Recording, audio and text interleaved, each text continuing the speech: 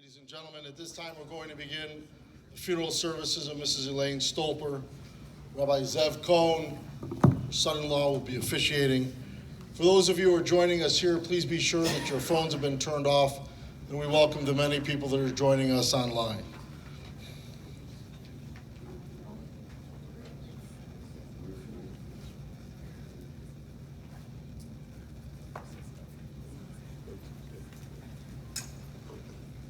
Okay, one kapitel Tillim, Rabbi say.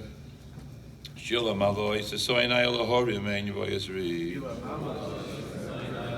Ezri, Miyamadoino, Oise, Shemayim Boris. Oyitain La Moidrag Lecho, Al Yonum Shoimrecho. Inela Yonum Leisha, and Shoimer Yisrael. Adinoi Shoimrecho, Adinoi Tzilcho, Ayad Yaminecho. Yoimam Hashemesh Lo Yakeko, V'yareach Baloilo. Adinoi Yishmocho Mikol Ro, Yishmor Es Navshecho. Adinoi Yishmor Tzeischo V'yecho, Me'atov Yadoilom. Just want to let everybody know up front, my dear brother-in-law will be the first speaker. I'll be speaking second. Then we'll have our brother-in-law Chaim Kabelblum. Then our brother-in-law Henich Azrikan. Then we're going to have 6 grandchildren in age order. Elisha, Shmuley, Yaakov. I may get mixed up in the order right now. Yoni, and then Davidov Moshe and Levi Yitzchak. And we're going to be over Bez Hashem Yisbarach by 10:30 if anybody wants to know the schedule. That's the plan. Okay, Rabbi Akiva still.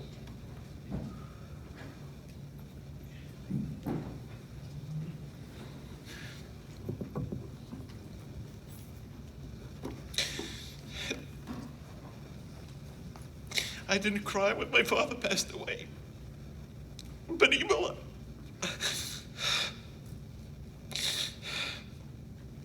was a human being without a mother.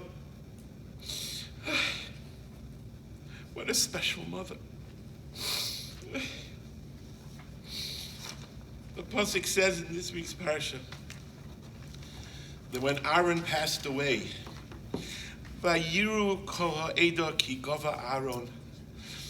Everyone observed and saw that Aaron HaKohen passed away.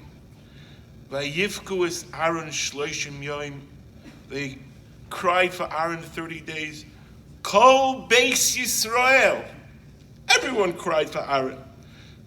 The men, the women, everyone cried. Because Aaron was a roidef shalom. Umatil ahava ben balei meriva uben ish le'ishtay. Aaron brought shalom and ava. Imala. Imala. This little girl from Rock Island, Illinois, from a home where there wasn't Shmiras HaMitzvahs. And she turned her life around. And she came to New York. And she became Rebbetzin Elaine Stolper. Her life was the life of everyone that was around her. Whoever came in contact with my mother, she believed in their potential. She nurtured them. She loved them. She made them grow. The African-American aide that worked in my parents' home, George, he was an alcoholic. But when he met Ima, he gave up his substance abuse. And he found God. In our home, he found God. Because Ima nurtured him. Ima believed in him. Everyone, she touched the lives of so many people. She was the principal, early childhood principal in Williamsburg and in Prospect Park. She not only taught the kids, but the parents were under her wings. She inspired the parents and the teachers. There was a daughter of a Rosh Yeshiva that used to consult with my mother, and my mother inspired her and helped her, because that's who you were, Ima. You were a mama, inspiring, helping everyone to grow, because you believed in everyone. You have so many Talmidos. You know, I walked into shul on Friday. I walked in and I saw Dr. Chaim, Yaakov, Dr. Henich. I said, I'm not the only son that my mother has. She has so many sons. And she took care of everyone.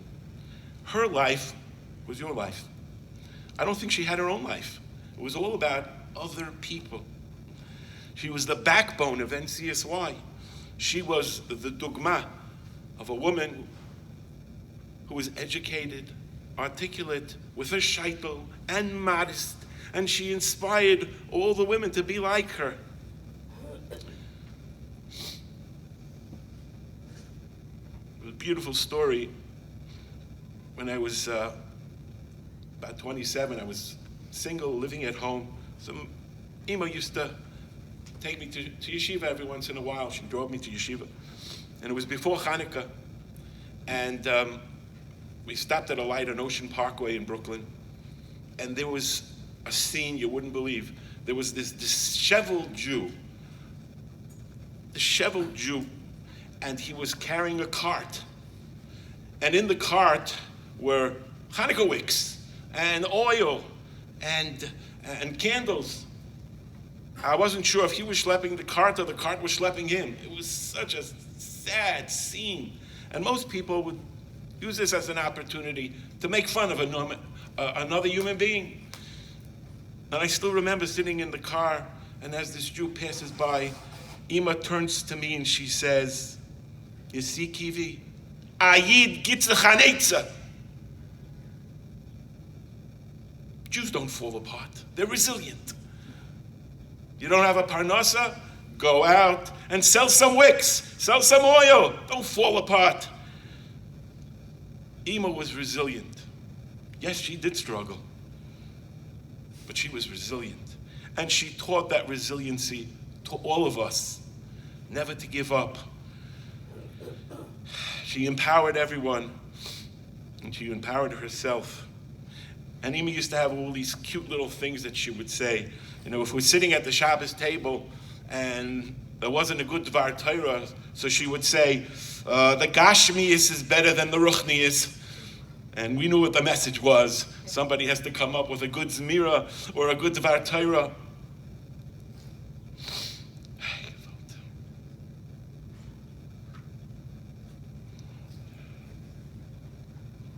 Imala, I'm sure you can hear me. I want to thank you for being such a wonderful mother. You always had time for me. I always knew that if I needed you, you were there for me. I remember one Yom Kippur, in the middle of the night, I was getting older, I was getting married, and I had a panic attack in the middle of the night, 3 in the morning. Where do you go? Where do you go 3 in the morning with a panic attack on Yom Kippur? Straight to my mother's bed. And I sat down next to her, and I cried on her shoulders. And she was there for me. She was always there for me, and for everyone. Vayifku es Aaron shloshim yoim kol beis Yisrael. Everyone is crying because you're not here, Ima. You know, your favorite song was Elon. You loved that song. You would say, Kivi, sing Elon. The song says, Peirasecha mesukim, your fruits are sweet. Tzilcha noe, you have wonderful shade. Amas hamayim meveres tachtecha, you have sustenance, you have water. And what is the tefillah? Yiratzen shekol netir shenoitem mimcha yikamoischa. The prayer is that everything that comes out of this tree should be like you. Look at this room. You're wonderful. children, biological and spiritual. So many people are following in your footsteps, Imala. You came to this world from very little, and you left this world a much better place. Now that's called a life worth living. You made a difference in the world, Imala.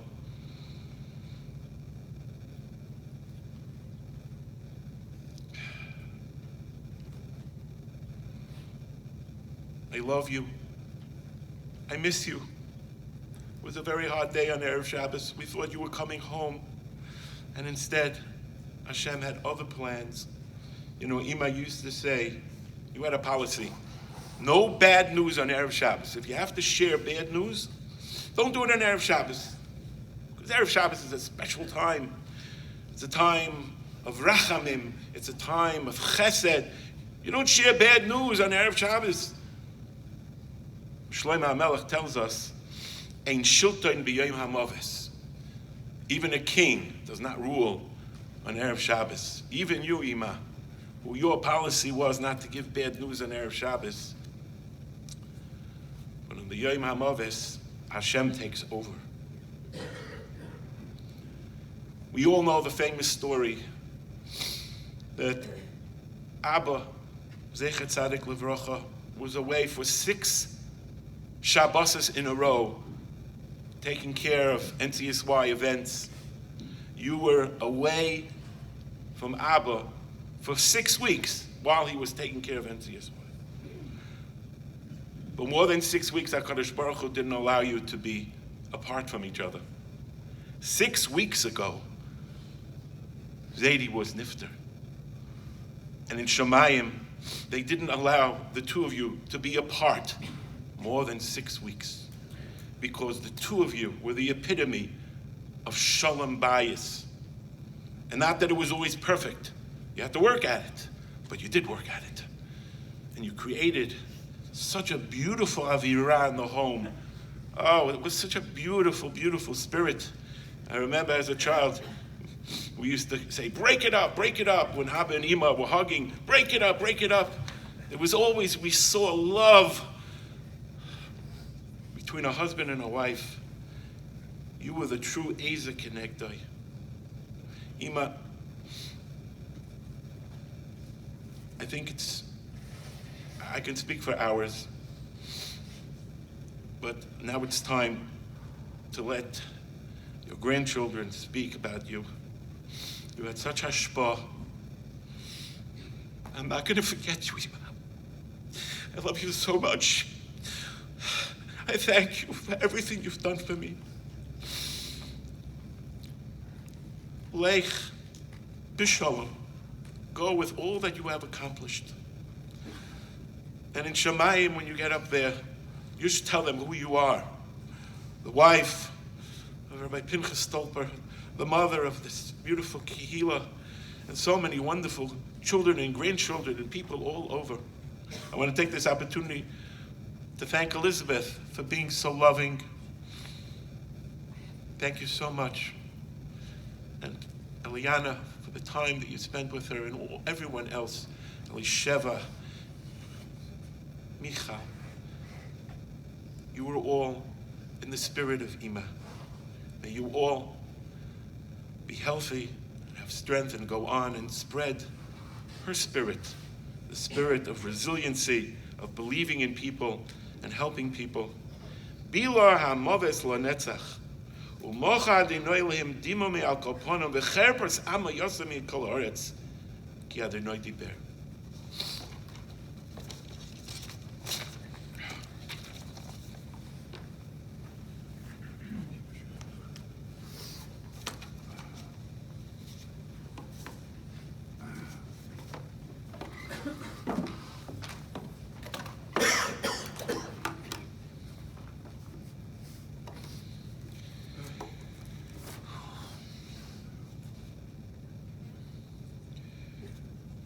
Rabbi Sai, we have to talk about a sugya. The word sugya means a complicated, highly developed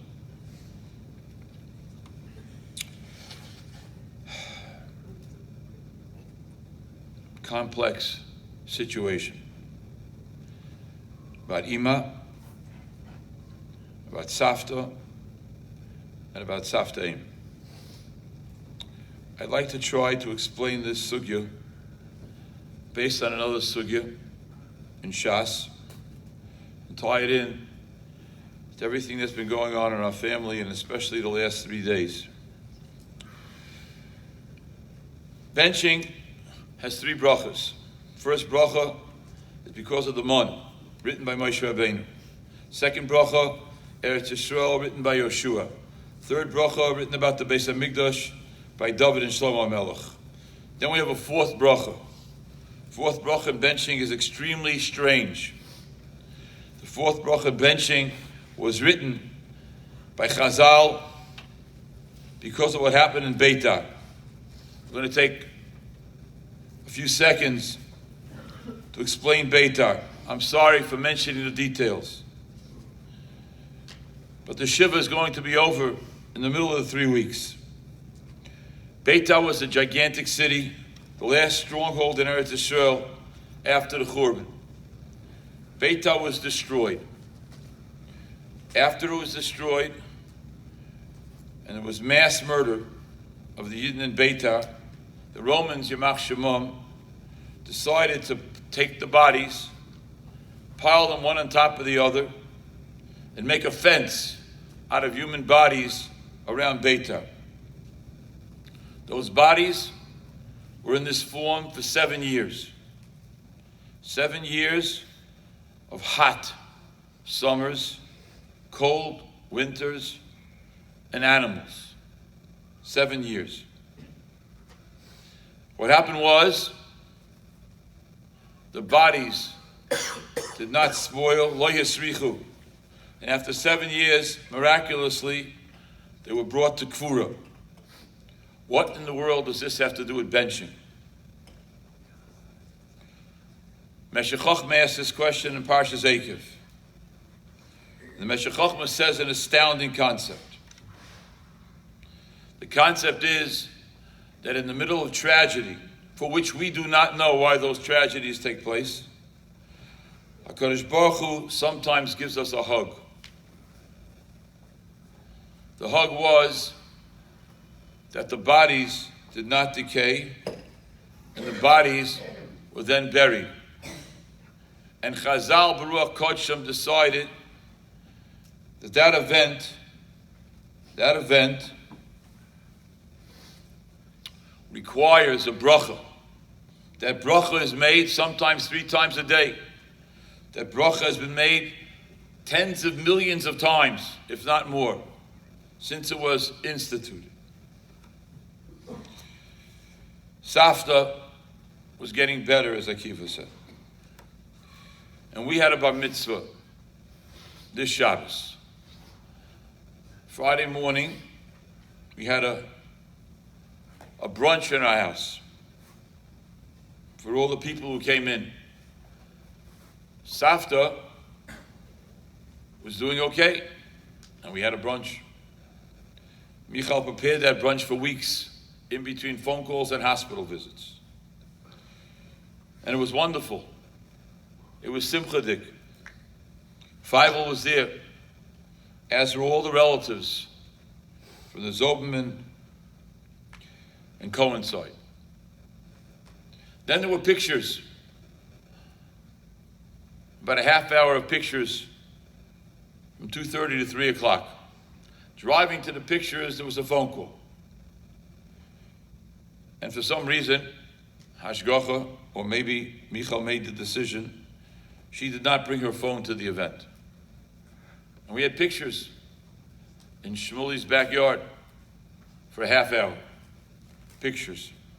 3 o'clock, the pictures were over.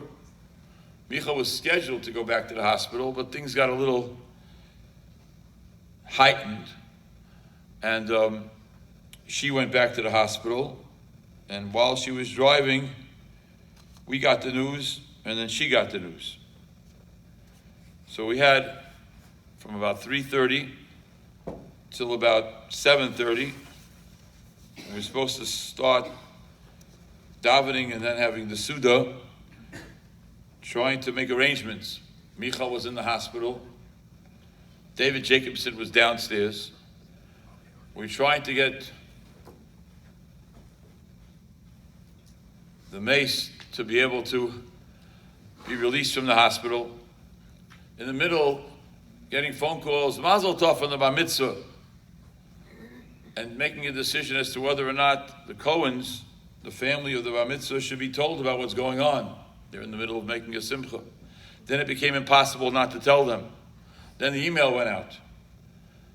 It's going to be Levaya. Then the phone call started coming about, I didn't know who was calling. I didn't know what anybody was calling for. Mazel Tov for the Bar Mitzvah, or sorry about my mother-in-law. It was a surreal time. Surreal time. That's one part. The bracha is hatoiv v'hametiv. It's an incredible bracha, hatoiv v'hametiv, to focus on the good in the middle of this flood. Then, Ima, 9 years, 10 years, whatever it was, watched her husband disappear. Disappear. They moved into our house. And this was a scene. And the scene was, my father-in-law is disappearing. He's still at the Shabbos table. Should he continue to be at the Shabbos table? He's still coming to shul. Should he continue coming to shul? Ima's crying how much Abba loved to daven. Then Abba didn't come to shul. Then Abba sat with his thousands full. Then he didn't sit with his thousands full.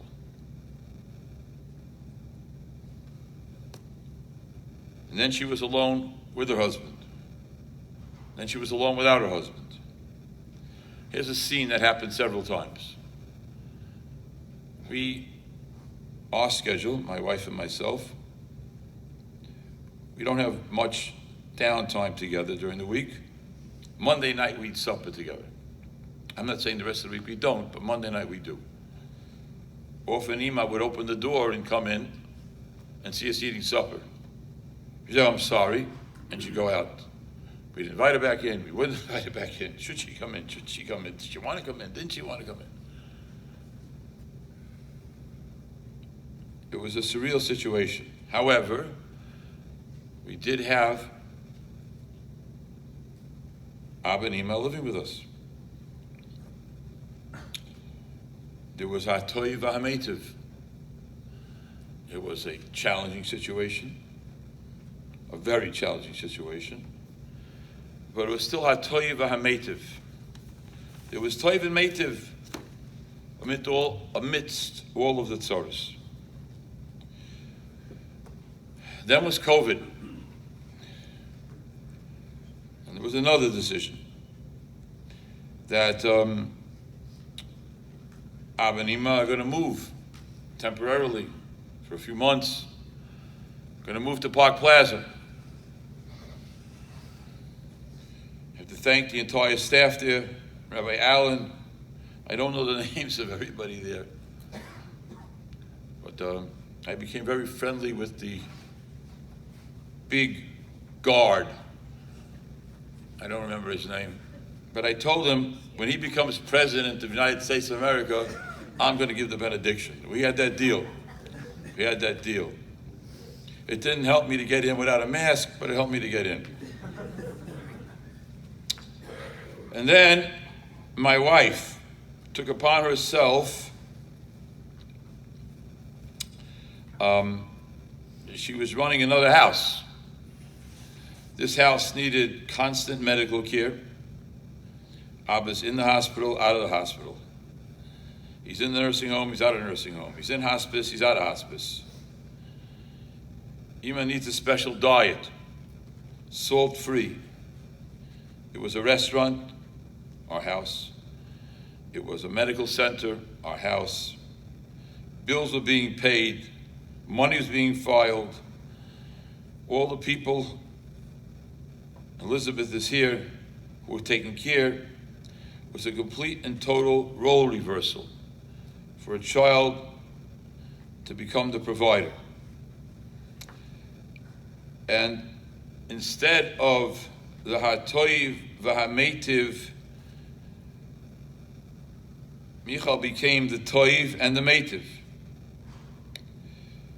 And it was, it's been a trip. It's been a trip. In the middle of that, we had another hatoiv v'hameitiv of David Elisha. And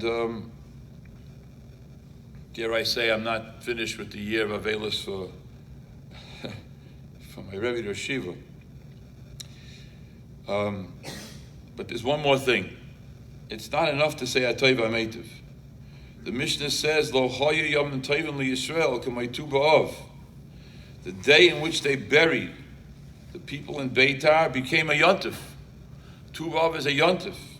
And one of the reasons Tu B'Av is a yontif is because they could bury those bodies after 7 years, the bodies didn't decay. That's a reason to make a yontif. That's a yontif. Because that's the concept, Rabbi Say. That's how we live. We can have a bar mitzvah, we can have a ninus, we can have a simcha, then we can have a ninus, and then we're going to have a velus. But that's who Klal Yisrael is. And in the middle of that, we thank HaKadosh Baruch Hu for the hug that he gave us. In the middle of this bar mitzvah, we thank HaKadosh Baruch Hu for the hug that he gave us, that things worked out the way they worked out. So I'm the son-in-law, and I will be made that in 40 years of marriage, 42, 43, 42 years of marriage, I never had a cross word with my mother-in-law. Not one word, not one word. The only time she ever got upset with me was when we moved to Chicago and my father-in-law came to be scholar in residence. Said this over a few times. And somebody started off the Shabbos with an incredible joke about mother-in-laws. And I laughed very hard. And she screamed across the room, Zev Cohen, will you please stop laughing so much? That was the only word we ever had in 42 years of marriage.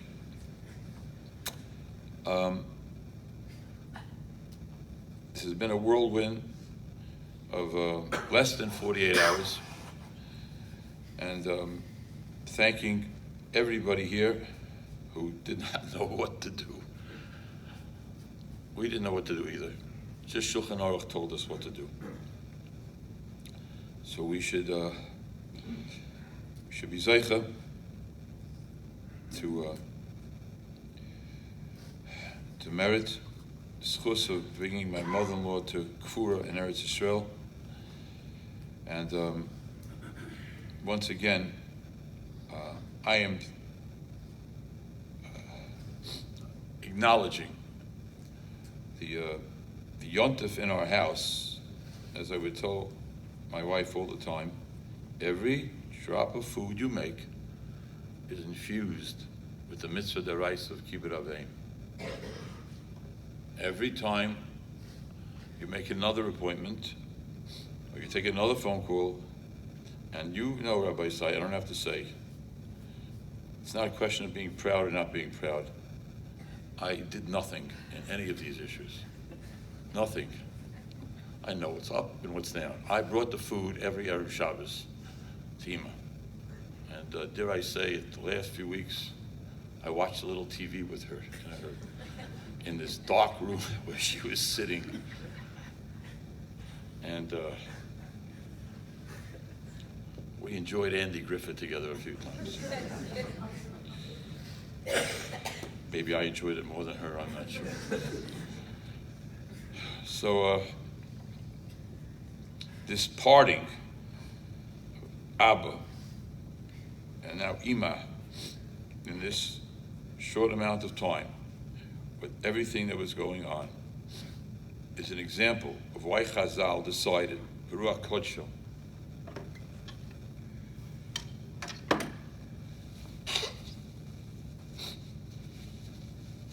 that Klal Yisrael needed, after 3 brachas d'oraisa, about the mon and and about Eretz Yisrael and about the Beis HaMikdash. To carry us through Golus, we need a fourth bracha of Atoiv HaMeitiv. It's a lesson for life, Rabbi Isai, to be able to see the good in the midst of all the challenges. And that is what Chazal decided we need for the Deiros. We need for the Deiros. We don't control the world. And we can't decide, I want the simcha to be this way, I want the simcha to be that way, I want the car to be this way, I want the car to be that way. You have to stop.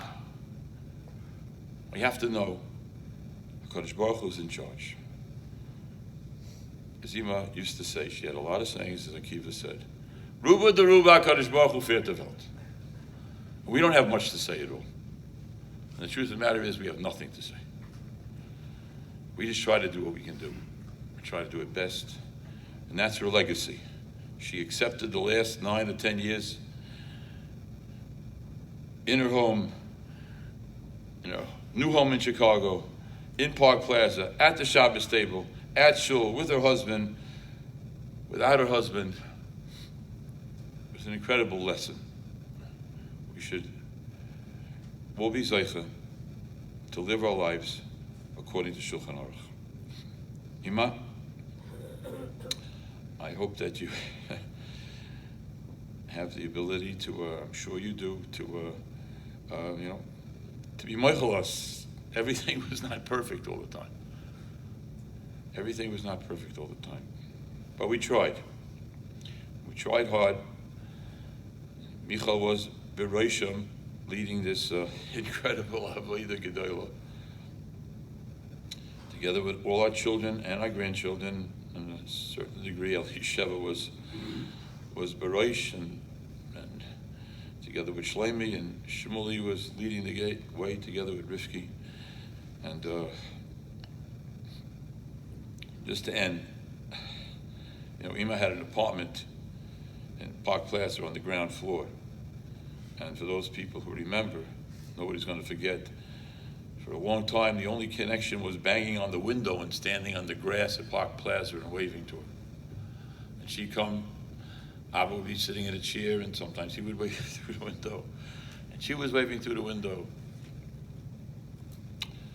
The waves and the smile will be with us.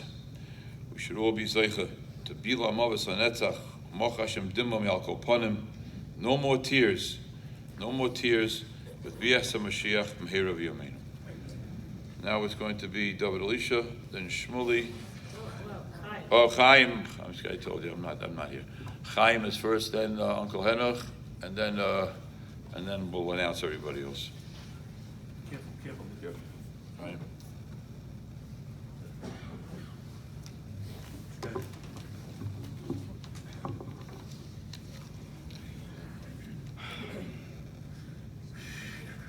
When I relate to Savta,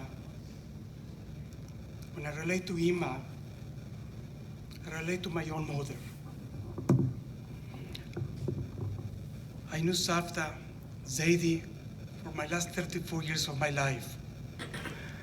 I spent more time with Savta and Zaidi than I spent with my own parents. When I started to date Malki Alav Shalom, I was taken back. I come into the house. Savta greeted me with such a smile, such a warmth, such a welcoming. Well, maybe the first date. Well, maybe until I get married. Maybe Shana Rishoina. No, that went on in Brooklyn, later in Lakewood, later in Chicago, until the last time I saw Savta alive. She always welcomed me. Chaim, where are you?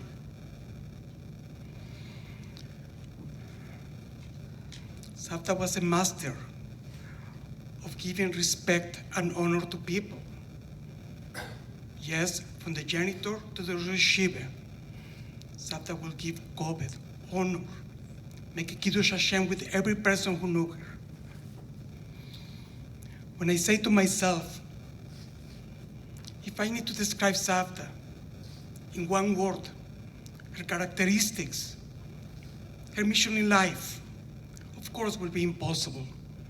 Perhaps I could say family, family and family was her mission in life.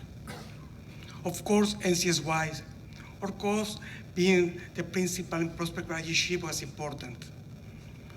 After it's all said and done, Savta's job, Savta's mission in life in my mind, you could summarize family, family, and family. She was so caring, so loving.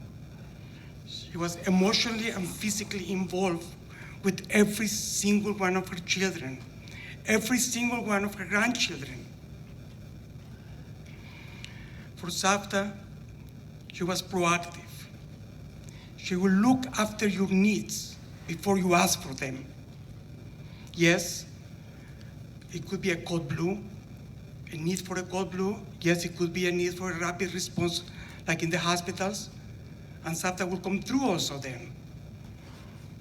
But in her daily activities, she was involved with every single grandchild. She will spend hours and hours with the grandchildren. And yes, Savta had a full-time job. If needed, she will go early in the morning to babysit for a grandchild. If needed, she will go after work to babysit. A famous say, Savta will say, I'm going to help a younger man, a Koilel family in need.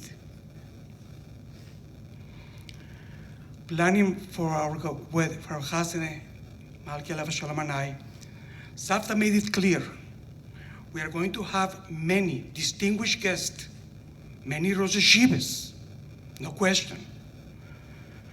But the kibudim go to the family. The bulk of them, you are going to honor your own family. You are going to honor your father, your brothers.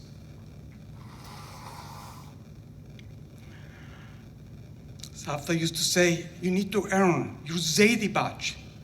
You need to earn your Savta badge. Even after Savta moved to Chicago, we all got our honey cake for Rosh Hashanah. The children would ask for more. Elidovi was in yeshiva, he also got honey cake. She would be involved in the grandchildren's well-being as well. She would try to bribe them, eat healthy. A reward of money was always helpful. Eat vegetables, eat broccoli.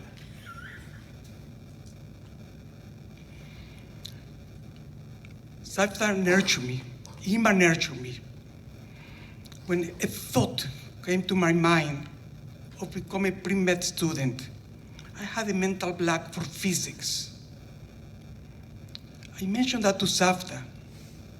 Savta said, my boy is going to succeed. Next thing I know, Savta comes with a proposition for me. Chaim, I will pay for the course. Fail or pass, I pay. I still didn't accept that. Next time I speak to Savta, Chaim, I found a tutoring service. In case you need them, they will teach you physics. That was Savta. She nurtured. She believed in a person when a person did not believe in himself. Savta did not know how to be a guest. She was a giver. A guest takes something from someone else. Savta did not know how to take. So geschmack to have Savta for Shabbos, for Yom Tov, a suitcase full of toys, a suitcase full of cooked food in advance. Very geschmack to have Savta as a guest.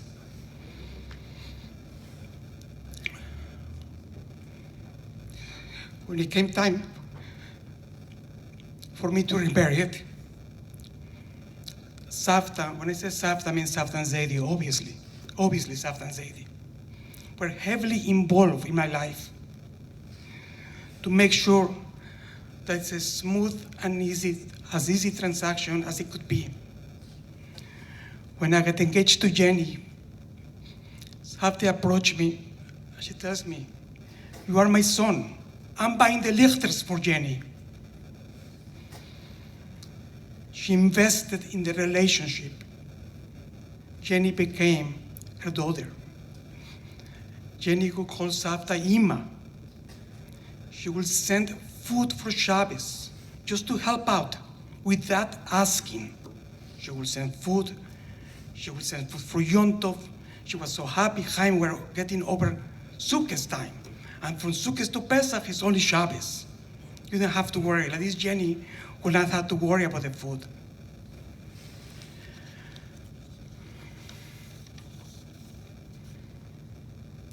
Savta was transparent with you. Soy hijo quebró. Savta was an open book. You did not have to guess anything. Savta will make her opinion known very clearly. However, even when there are different opinions,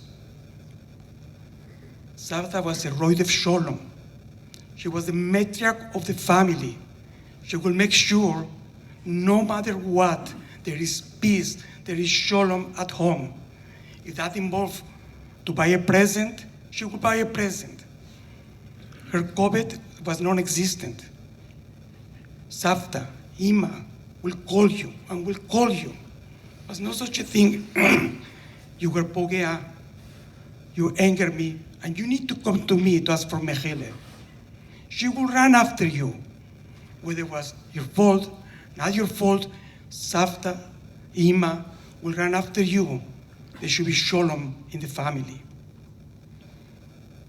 I could also count within fingers on one hand if Savta and I had a disagreement, open disagreement to say the least.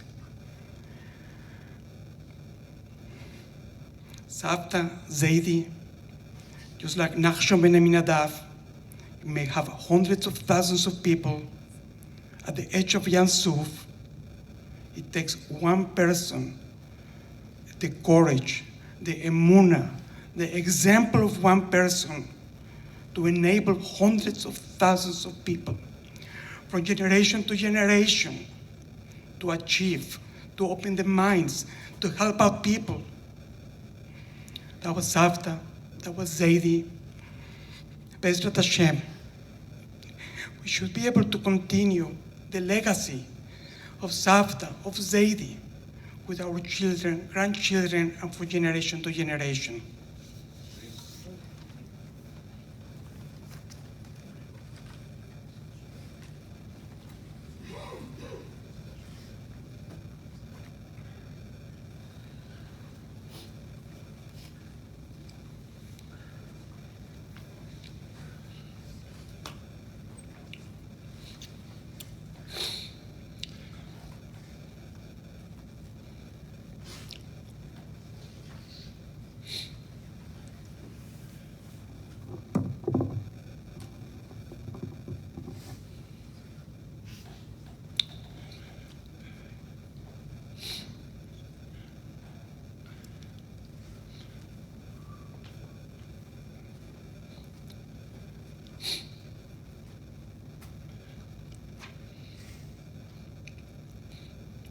I'm one of the lucky ones. Of the countless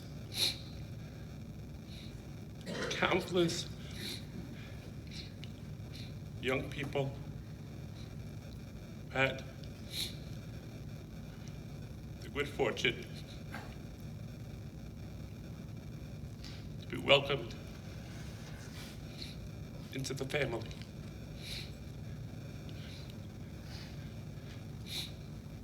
I was a stranger, a total stranger. I knew nothing, and none of it mattered.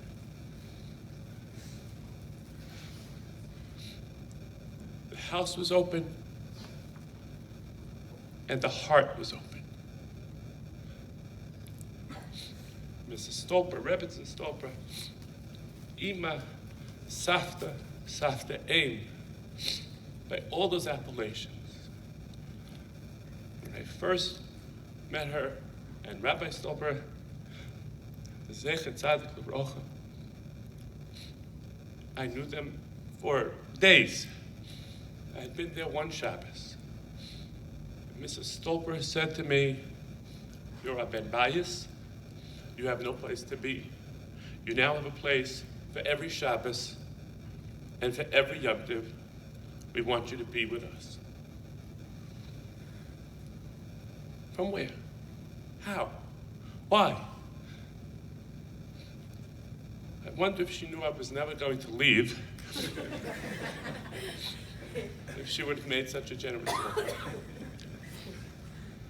But Mrs. Stolper, Rebbetzin Stolper, Ima, was joy, and she was happiness, and she was giving. She was a regal person. She, as everyone has said, she nurtured us. She challenged us. She didn't let us get away with B'di Eved. She told us, if you're going to live as a Yid, I want you to go first class.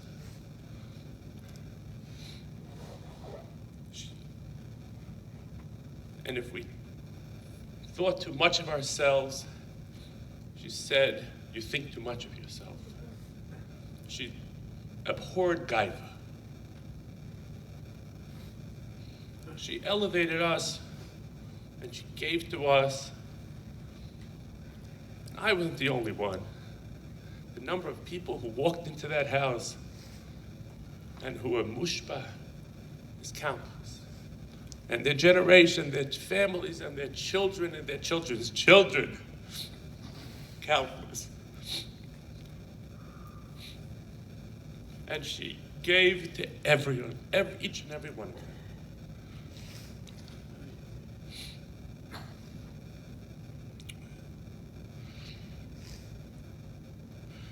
She may have been given birth to Malki Aleha Shalom Nibal Chaim Akiva Michal, but she was my mother, my friends' mothers, and every member of the chapter's mother.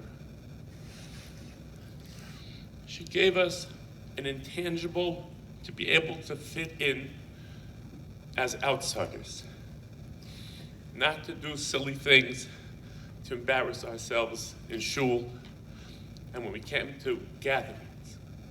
She gave us what you couldn't get out of a book, out of a sefer.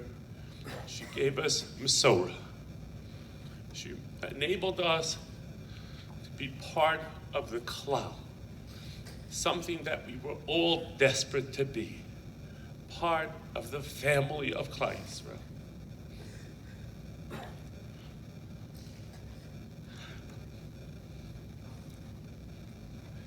The Pachad Yitzchak wrote that you get limud in yeshiva, but chinuch you get in the bias. And oh, how lucky I am that my chinuch was in this bias.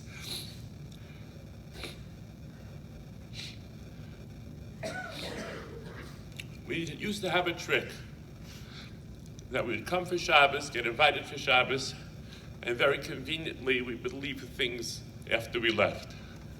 Because we wanted to go back to call up and say, Mrs. Stolper, I'm sorry, I left my textbook there. Could I come back to the house and pick it up? And she said, of course. Ziskait, that was her word, Ziskait. And I would come, we welcomed in to that home of tranquility, of joy, of Kedusha, in a world devoid of those things. And you would come in and conveniently find a task to do. And you were happy never to have to go until you left for the day. And you'd leave something else and call up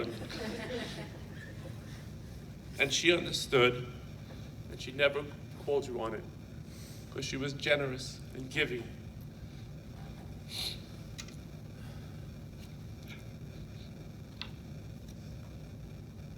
Here's what I think is going to go on in the Bezdin Shemaila.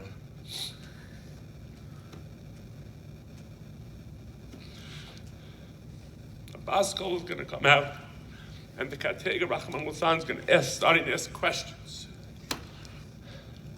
And the Baskol is going to say, is this guy to answer the questions? And he was going to start to say, and Yochel is going to say, no, you don't have to answer. And then the Kateg was going to ask the next question. And Ima's going to start to answer, and the Baskol, Yochel is going to say, no, you don't have to answer that question either. And on and on. And Yochel, the Kisi Akov, say, you don't have to answer any question. Of course, in this world, you answered every question. And you took care of my children. The Ribbon Shalom Elaine is going to say, you took care of my children. You have to do nothing else. You go to Gan Eden.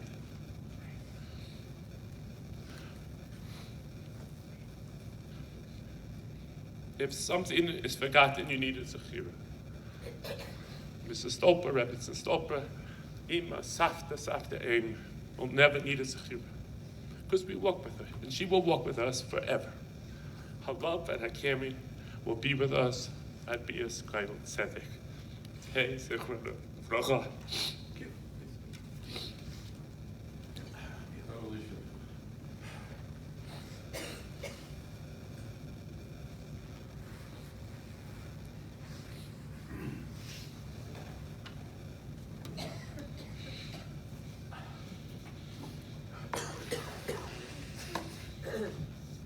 As everything always works by hashgacha. For some reason, when we were dividing up Tehillim, I was zeichet to pair Kuf Yud Tes. For those who know, Kuf Yud Tes is a very long parak, and it's divided up in letters. And then when we were saying Tehillim nightly for Safta, we said the psukim of Ches very often. She had a Ches in her name, a Ches in her mother's name.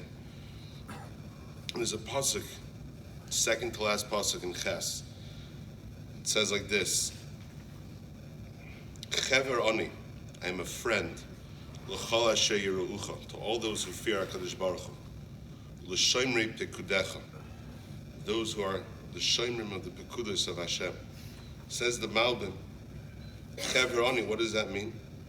Loi dai, it's not enough, shall sisi mitzvahs, that I do mitzvahs myself. Kigama sisi chaburis, I made groups and groups.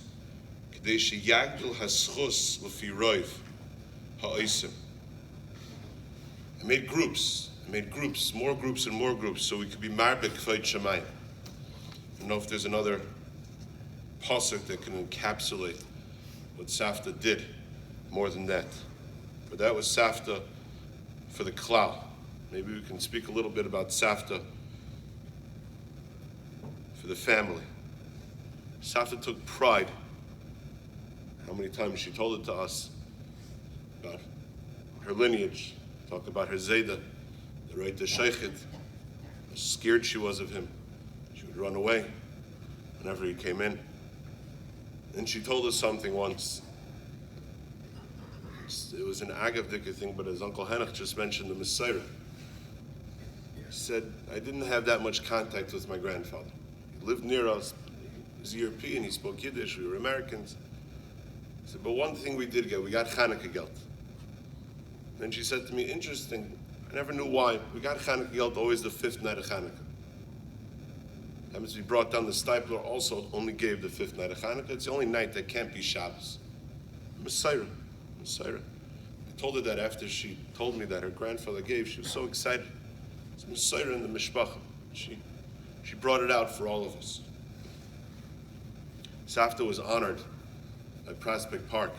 She said over, one of the stories she said over, just encapsulates the way Safta would always look at things. Safta said over a story that she needed to take medication, and she needed a cup of water. And she was a little dizzy, she couldn't get the water herself, and one of the Talmidas noticed and brought her the water. And it's a primary girl in kindergarten. She very innocently told Safta, that what I did of bringing you the water is the same thing as Rivka Yemenu bringing water to Eliezer by the Be'er. And Savta grabbed the moment. She grabbed the moment. Because again, this was a continuation. This was continuing. She taught a lesson, and the girl actualized on the lesson. For her, that's what everything was about. Taking from what had been in the past and bringing it into the present and then into the future.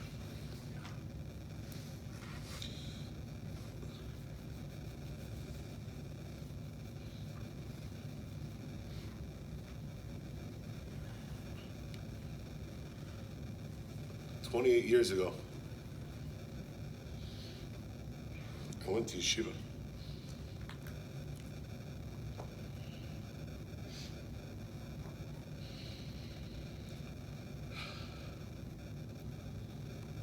I don't think a Shabbos went by, and every Shabbos went by, they didn't call Savta, including some very, very late nights in Eretz Yisrael, generally as I was walking to the Kaisel for Vasikin. And I didn't call because I had to. No one told me to. I called because I wanted to. So he wanted to speak to Savta. Speaking to Savta uplifted you. Speaking to Savta made you better. And in every stage in life, Savta evolved in her relationship with you.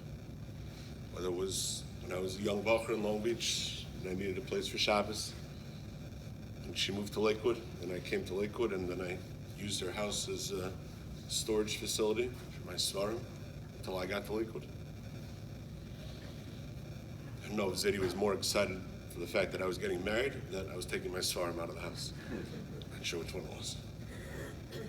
And as much as we all said that Zeddy's office was Staples for the whole family, nobody ever had to buy school supplies. You just walked into Zeddy's office with your list and walked out.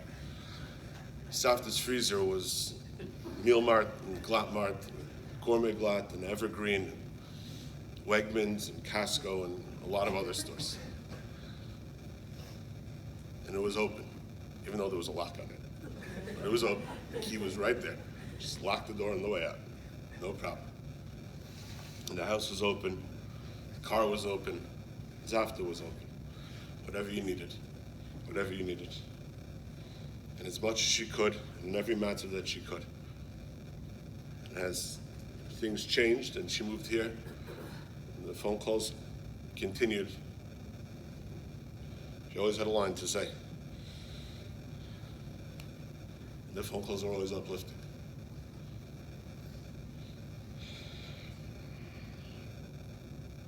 There's a lot of things to say.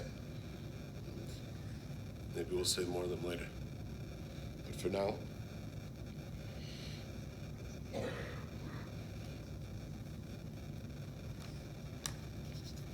just want to ask Mechila. I don't know how many times I was thrown out of the will. But every time it was deserved. And every time she smiled back. We should only know of simcha. We should only one day be able to understand the simcha of Savta and Zeddy together in Shemayim.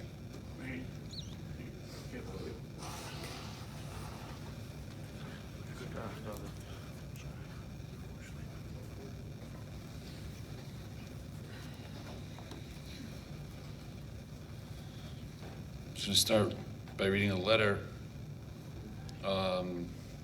of thanks, not really of hesped, from my mother. First, though the years were very difficult, I would like to thank HaKadosh Baruch Hu for giving me the schus of caring for my parents these past 9 years. I have unspeakable hakaras hatov to my husband for building a refuge for my parents in our backyard, especially for giving up his beloved sukkah deck. You gave them love and dignity as they slowly lost the ability to care for themselves. I have no words to adequately thank my friend Eliana Wadika for always knowing how to support both me and Ima. You know, Eliana, that I could not have gotten through this without you. My love and gratitude know no bounds. Thank you to my neighbors on Coyle for your caring and support of both me and Ima. I have no idea how we could have managed without Hatzalah Chicago. Each one of you is awesome, and so are your wives. Thank you to my awesome grandchildren for visiting Savta Aim, even when she did not want you. Thank you to our Yeshurun family for welcoming my parents into your homes and hearts.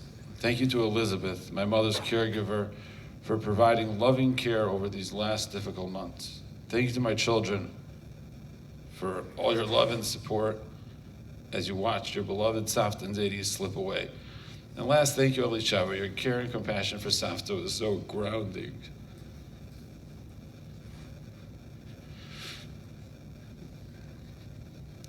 The image of you standing over Savta's bed when she was intubated and giving her hope and strength will never leave me and will always support me. So the bottom line is, you all get part of the schar of the caring. Thank you all for being here for me.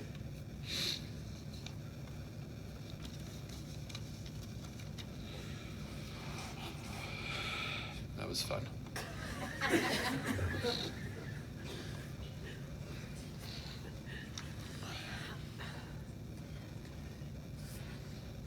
These are my words.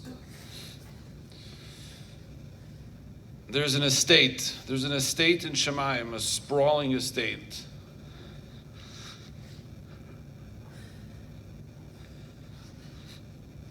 Manicured lawns, tennis courts, swimming pools, private chefs, full closets of the latest fashion, a landing pad, and always fresh pancakes fried just right. Zadie is no doubt standing at the front door with a towel over his arm and a wry grin on his beautiful face. See, Bobby, this is what just one moment of our lives of Mesiras Nefesh for Klal Yisrael earned us. There's a young man in Chicago who took Zadie to shul for a nice stretch.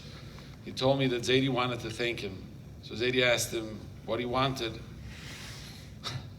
He's a smart young man. He said he'd like 1/1,000,000% of Zadie's share in Olam Haba, and Zadie said no.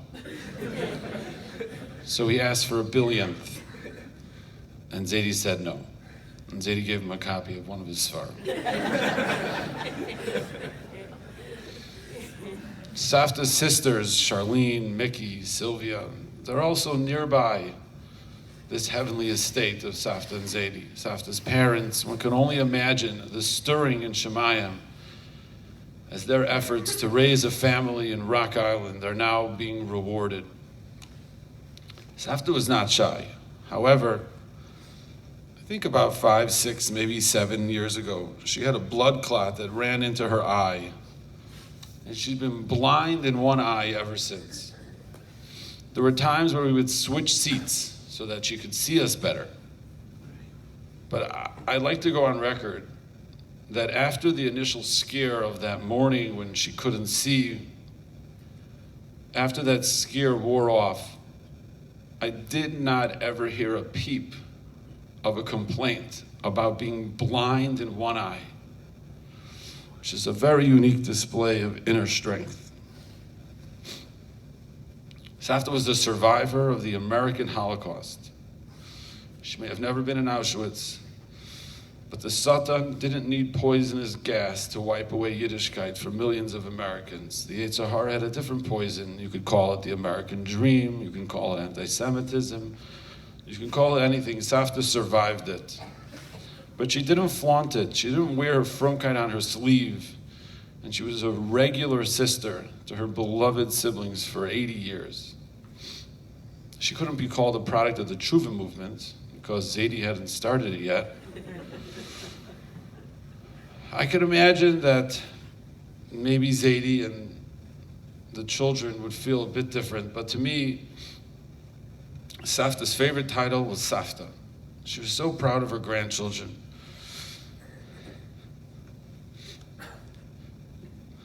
She loved complimenting us. She loved telling me how special my wife is. there really is a lot to say. She was a great cook. I remember watching her in the apartment in Chicago, frying lamb chops for herself and Zadie. I'm going to repeat a little bit of what was said, but it's really not a repetition.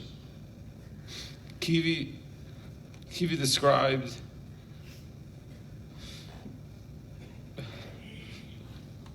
going to Savta's bed at a tough moment. What a schus that for the grandchildren also, my wife and I we had a tough medical moment. My parents were in Chicago, and I knocked on Savta's door and got the hug that I needed. I don't remember hearing this line from Kivi about breaking it up. What a great imagery for all of us. As a grandchild, there were many tender moments. I believe my children would call them cringy.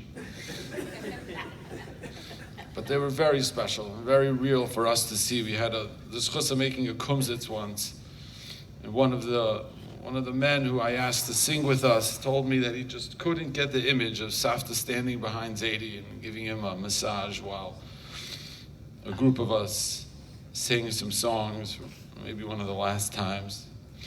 Savta and Zadie bought David and I each, when we went to yeshiva, a little fridge to have in our dorm, and then drove it all the way down to Long Beach. I'd like Feibel to know that he did great over Shabbos. No doubt made Savta and Zadie very proud. It's been a little tough to put my thoughts together, but an image of the many off Shabbosim. And Friday night, Savta telling us the story of her father's used car salesman expertise, where he would convince dangerous Americans in a small city in the 50s that the jivet pin in the Kanukas box was broken. We just loved laughing together. Everyone's talked about Savta's expressions. She used to say, the davening you miss, you'll never make up. Savta can't daven anymore, but she's not missing it.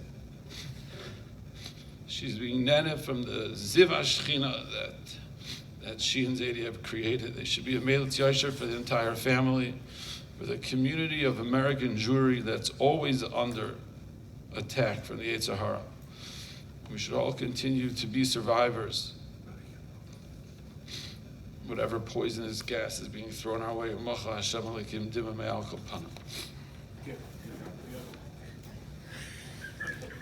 Someone's got to get it right.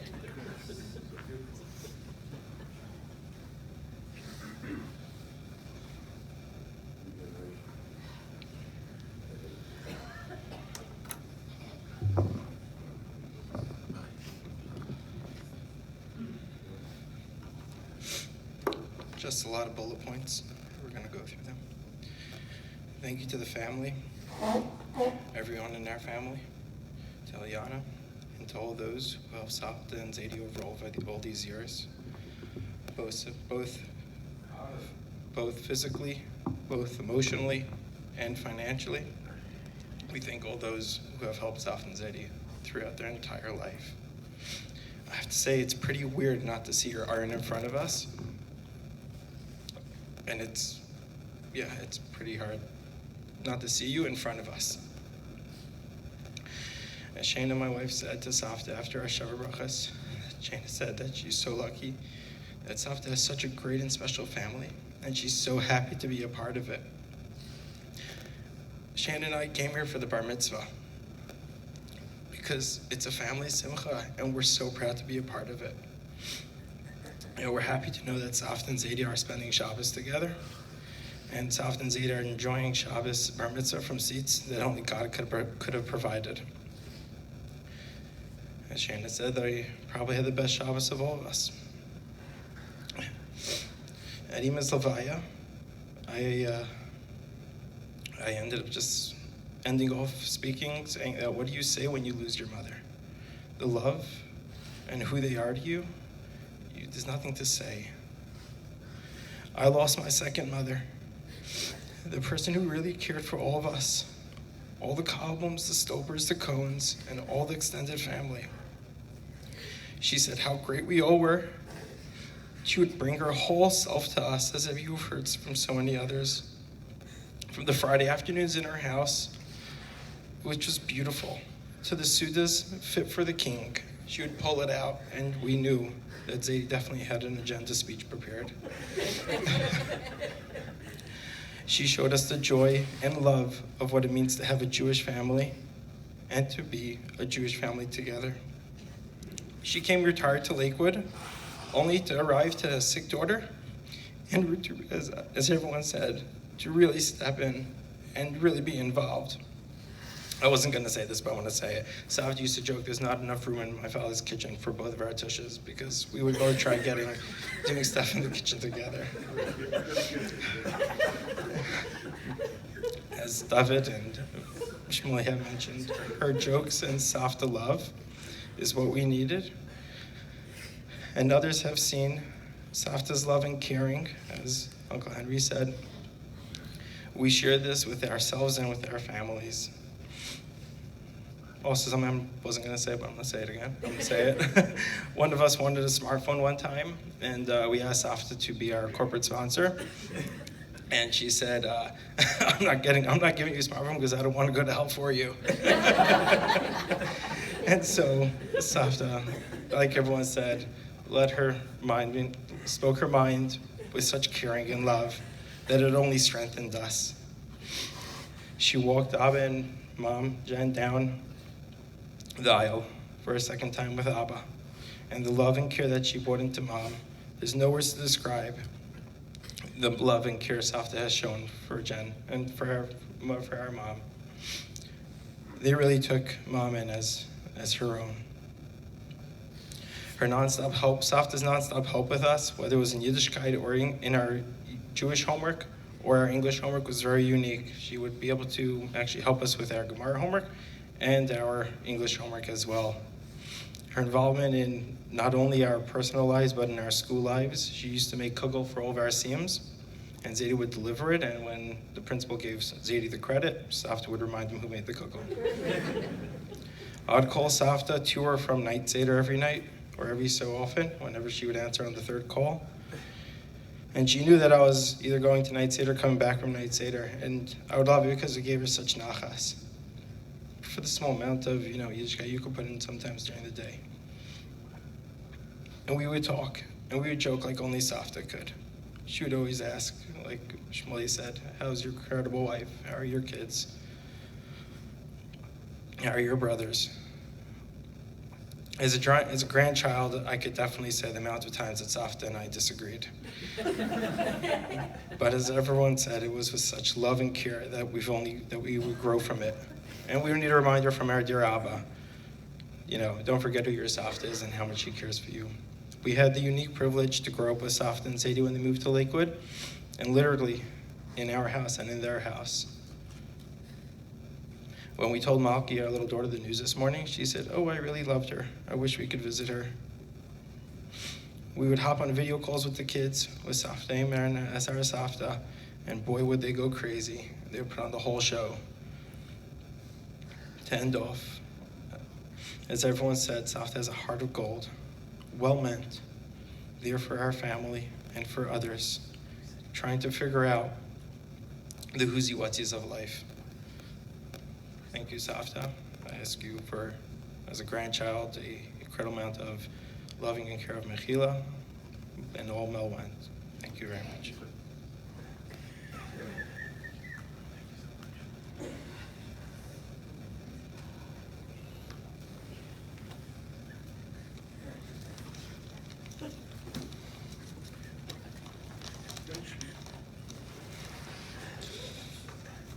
Savta was our Savta, and at the same time, Savta was our mother.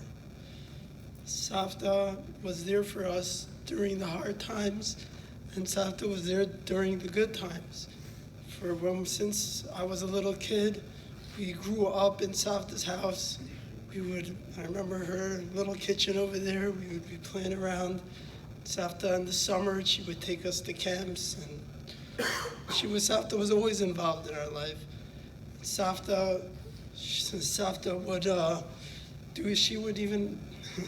would do our homework with us. And if you knew us as little kids, that was not a very easy feat to deal with us doing that. I know at Zadie Zavaya, we said that Zadie would drive my brothers and I to yeshiva every day. But the truth is that the first person that we would call was Savta. We would say, Savta, can you drive us to yeshiva? And if she could, then she would. And if not, she'd be like, okay, let me go get Zadie. He's going to go drive you. And then at night, I would come home, and again, who would I call? I would call Savta. Could you take me to the gym? Could you take me shopping? Could you take me here? Could you take me there? Savta was always available for us and for my entire family. Savta was I guess you could say Savta was the person I spoke to for everything. Whenever I had a question of to do this, to do that, I would call Savta. Savta wasn't the grandmother that you would call on a Friday afternoon just to check off on the list that you called Savta. Savta called me basically every single day. I would get a call from Savta. And I could sit there for an hour, for 2 hours, just speaking to Savta about everything going on in my life. She made sure to be there and to listen to everything that I had going on in my life. One of the hardest things during COVID, when my father was on the ventilator, we weren't telling Savta that my father was on the ventilator, and I didn't know who to turn to. Savta was always a person I would speak to. And then I'm just like, I can't even speak to Savta now because we're not even telling her. That was Savta. Savta made sure that she always wanted to make sure that we knew we were loved and we were special. When we would come visit in Chicago, and we would be leaving 3 o'clock in the morning, 5 o'clock in the morning.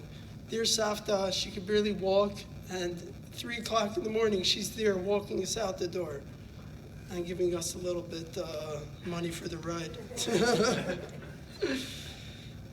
When it would come Shabbos or Yontif, we would always get our cure package from Savta. I always knew I could count on getting a few honey cakes, getting all my Yontif food prepared, and for Shabbos, when I was in out-of-town yeshiva, everyone already knew to come over to me to ask me, see what the grandmother sent you this week. Is there lach mazhin? Is there some roast?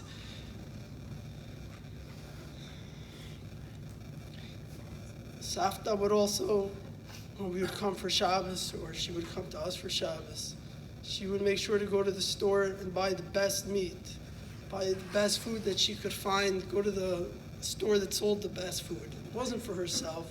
Savta had the gout and all the other stuff. She couldn't even eat this stuff. But she would make sure that we had the best, and we knew how much she loved us. Savta was also extremely generous, along with, obviously, with Zadie, and a giving person. She wasn't a taker. I would get a call from Savta, hey, Yoni, this store's having a sale. Do you need any shirts? Okay, what size are you? No problem. She was always sending us gifts. We didn't have to ask her for anything. Savta was always sending us presents. And I remember one time my brother and I went to camp, and we came back, and there was no one home. And we stayed at Savta and Zadie for like a week or two. And there's Savta and Zadie. At this time, they weren't young. They were still living in Lakewood. And Savta and Zadie, every day, arranging where we should go. We're taking us to the Science Museum in Manhattan, or I don't know, wherever it is in New York. Taking us here, taking us out to eat. That's what Savta and Zadie were. They were devoted to us, made us feel loved and special. And Savta, thank you for everything you have given me throughout my life and to my families. And I will forever love you, and what you have taught me will forever live on with me. Love you, Savta.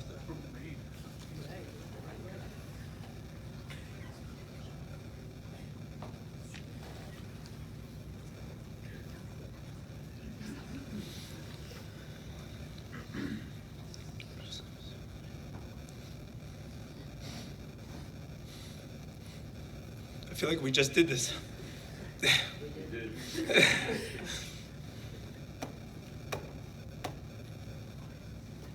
Ma chadash, ma shalomcha, surely is an adverb. I can hear you chewing in Alaska. Savta. You can forget Savta's overnight potato kugel, a lamb cholent. She always made sure to have a little on her hands, so when she gave you a hug, you left the house also.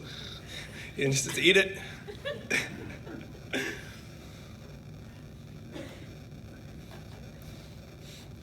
I remember Savta used to say to us always, she used to say, "As Zaidi to daven for you, Hashem listens to him."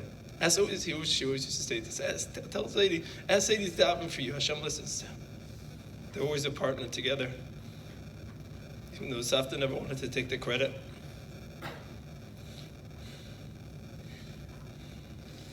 I remember I found a recording of Zaidi speaking at an AJAP convention. And he was speaking about NCSY, and he mentioned Savta. And he said, "Savta, you're sitting so far away, come closer, come closer."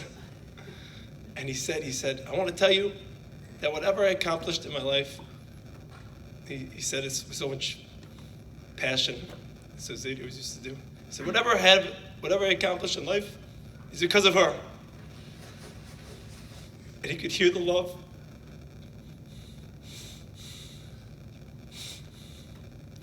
As everyone said before, you could see the love that they had for each other. The Shalom Bayis, I always used to say, "Can this marriage be saved?" Of course, it was a joke. But always Savta and Zaidi always would look at them, and they would look at each other, and you would think that they're still in Shana Rishona. This is how they looked at each other, and how they respected each other, how they appreciate each other, even though they were so different, and they came from such different worlds, how they were such partners in each other's lives.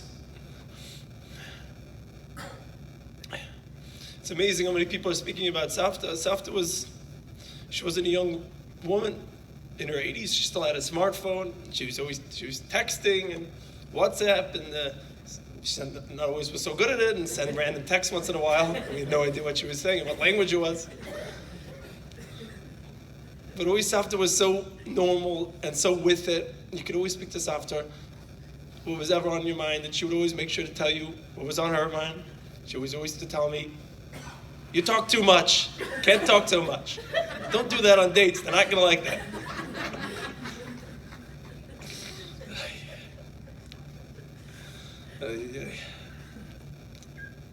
Everyone remembers Savta. She always had the answers. If anyone watched Who Wants to Be a Millionaire with Savta, you couldn't watch it because somehow she always had the answers. She should have gone on that show. She would have done very well. She always had the answers. I remember once when I was in camp. That's the first time I went to camp. And I think it was in 5th grade, and we moved from Miami. We moved to New York. And then I went to camp that summer. And I remember it was very hard for me. We were moving. It was a big change. And it was very hard. I was having a hard time in camp. And I remember calling my parents and speaking to them. Was having such a good time. And I remember one day I get a call from my counselor. You have something in the office. And I remember I went down to the office and I saw this platter of candy, and you've never seen such a thing in your life. It must have been $200. And Savta, she sent it. She said, "You having a hard time? I want to send you this little care package. I'm thinking about you."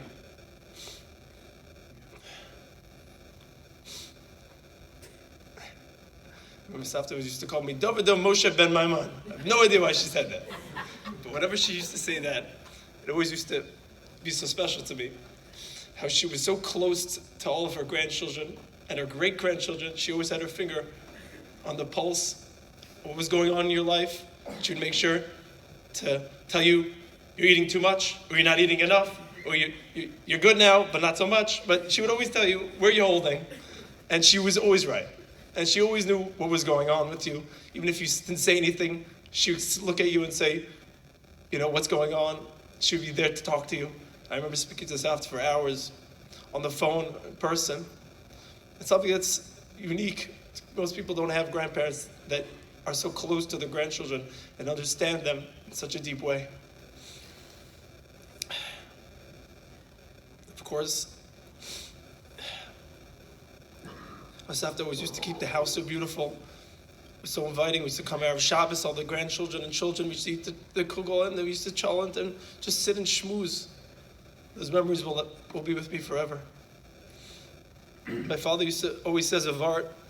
It's a beautiful vart. It says Yosef and Binyamin, they met each other after all those years of separation, and they cried. Vayev al Tzavar. They each cried on each other's shoulders. My father always asked the question. He says, "Why did Yosef cry?"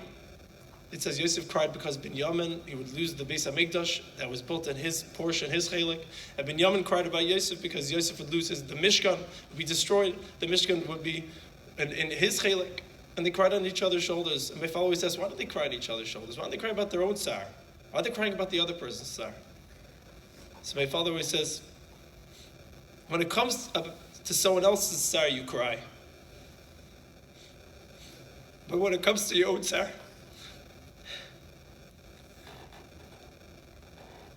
you build, and you go weiter, then you continue.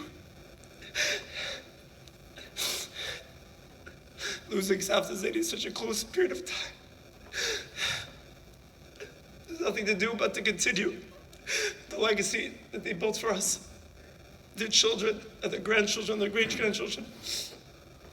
Also close, the Azarkans and so many other families, they feel like their children.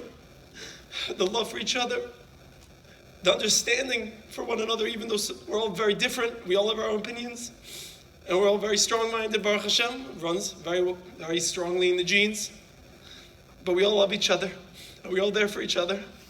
And Mitzvah Hashem, this part of our lives should be remembered as a stepping stone as we continue the legacy of Savta and Zedi, as we continue to build and we continue to bring them nachas.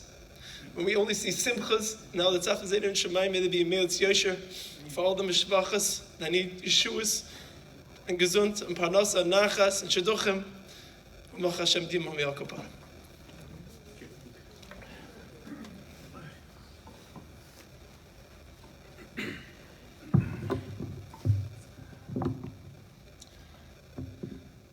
I was thinking about Savta and Zedi's house. First thoughts that come to mind are seemingly contradictory. On one hand, when you think about their house, you have a feeling of malchus. The Shabbos table, it's gold chargers. It's such a feeling of malchus, of a kingdom. The way that Shabbos table, the way that everything that happened in that house. And on the other hand, you feel the extreme warmth that you felt in Savta's presence in her house. Any grandchild will tell you if they had the pleasure of sleeping over in the house that she would wake you up for Shachris. She would sing her song, Lazy Bones, and she would try to wake you up because, as she would always say, the Shachris you miss, you never make up. And if that didn't work, then she would come with a wet rag. And that definitely woke you up. She had a word that she would call the computer. She called it a pooter. And for most of my life, I had no idea why she called it a pooter. I thought it was funny. And then I realized that either she explained it, my mother explained it, that's what my brother and I used to call it when we were in her house. And it was her way of connecting to us, her way of expressing her feeling that she was connected to us. When we were at the house, when we were very young, and we went to camp, so they gave us little caterpillars in a cup. And who do we give to care for them? We gave it to Savta, and we told her to care for them. Because who else do we give them to but Savta? I would always try to call Savta and Zedi, Grandma and Grandpa, on Erev Shabbos, as everyone has said, not because it was a chiyuv, but because you wanted to. And every time Savta would always be interested in what's going on in your life and how is the learning going and what have you been saying chiburas. She was always involved and she would always encourage and she would always try to help you on and to encourage you weiter. May Savta and Zaidi be a milat yesher for us, for all the mishpachas, all of Klal Yisrael. Mach Hashem tima me'al kol panim.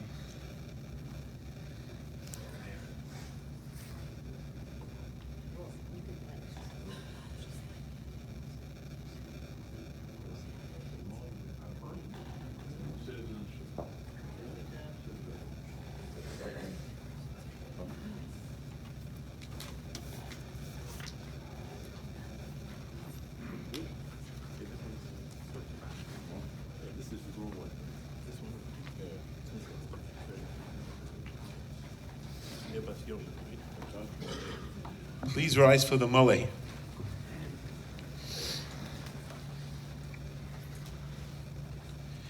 El mole rachamim, shoichein b'meroyimim.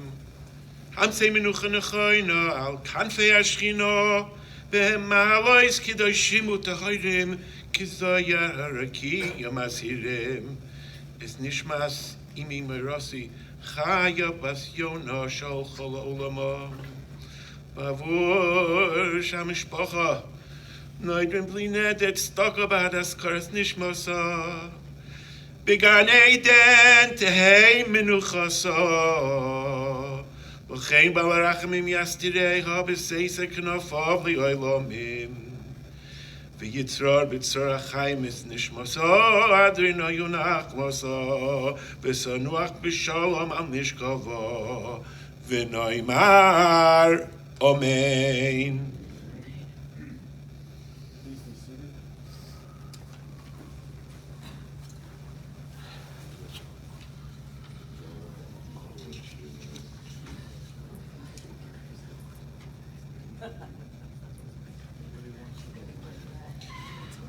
Ladies and gentlemen, the interment service will continue at Har HaMenuchot tomorrow approximately 7 p.m., 7:30.